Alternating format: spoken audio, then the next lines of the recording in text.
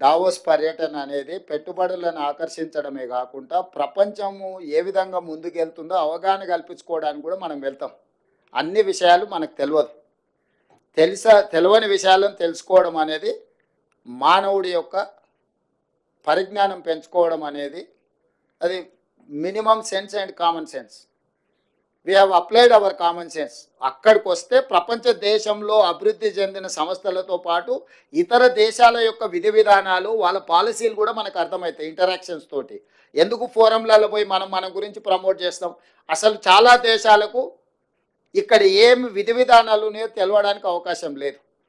అందుకే మన విధి విధానాలు ఆ ఇంటర్నేషనల్ ఫోరమ్స్ మీద మనం ఎక్స్ప్లెయిన్ చేసినాం.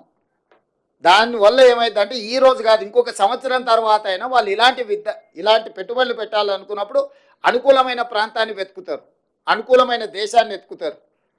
సో నేను క్లియర్గా ప్లాట్ఫామ్ మీద చెప్పిన, ఇప్పుడు ఇతర దేశాలు చైనాలో పెట్టుబడులు పెట్టిన దేశాలన్నీ కూడా ఇంక్లూడింగ్ యునైటెడ్ స్టేట్స్ ఆఫ్ అమెరికాతో సహా సౌత్ కొరియా లాంటి దేశాలు, చాలా దేశాలు చైనా +1 కంట్రీ కోసం వెతుకుతున్నారు.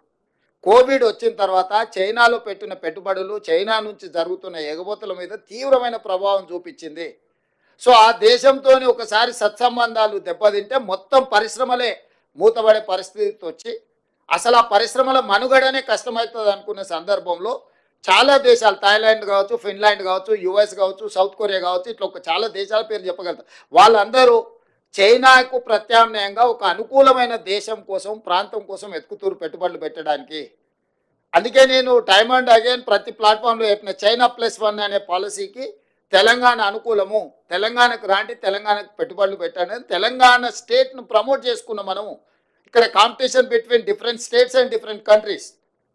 పక్క రాష్ట్రం, ఈ రాష్ట్రం, ఆ రాష్ట్రం కాదు, అన్ని రాష్ట్రాల ముఖ్యమంత్రులు వచ్చారు. కానీ పెట్టుబడి పెట్టేటోడు ఏడబెట్టాలను ఫోకస్డ్గా అక్కడ పెట్టుబడి పెట్టారు. వాళ్ళ అంతర్జాతీయ నిపుణులతోని సంప్రదించిన తర్వాతనే వాళ్ళ పెట్టుబడులకు రక్షణ ఎక్కడ ఉన్నది, పెట్టుబడులను సాంకేతిక నైపుణ్యం ఎక్కడ ఉన్నది, ఈ రెండింటిని పరిగణలోకి తీసుకొని తెలంగాణ రాష్ట్రంలో పెట్టుబడులు పెట్టినరు. సరే ఈ రాష్ట్రం ఆయన ఏం చెప్పిండు, ఆ రాష్ట్రం ఆయన ఏం చెప్పిండు, వాళ్ళందరూ ఏం చెప్తున్నారు కాదు, నేను పెట్టుబడులు పెట్టే వాళ్ళకి నేనేం చెప్తున్నా, నన్ను విశ్వసించి వాళ్ళు నా రాష్ట్రంలో పెట్టుబడులు ఏం పెడుతున్నారు అనేది మన ఫోకస్. మా పర్యటనలో పెట్టుబడులను ఆకర్షించడమే కాదు, ప్రపంచంలో జరుగుతున్న పరిణామాల పట్ల అవగాహన కూడా కల్పించుకోవడంలో భాగంగా ఈ పర్యటన, ఈ రెండు మాకు ఉపయోగపడ్డాయి. ఈ రెండింటి ప్రాతిపదికన తెలంగాణ రాష్ట్రాన్ని అభివృద్ధి పదం వైపు నడిపిస్తాం.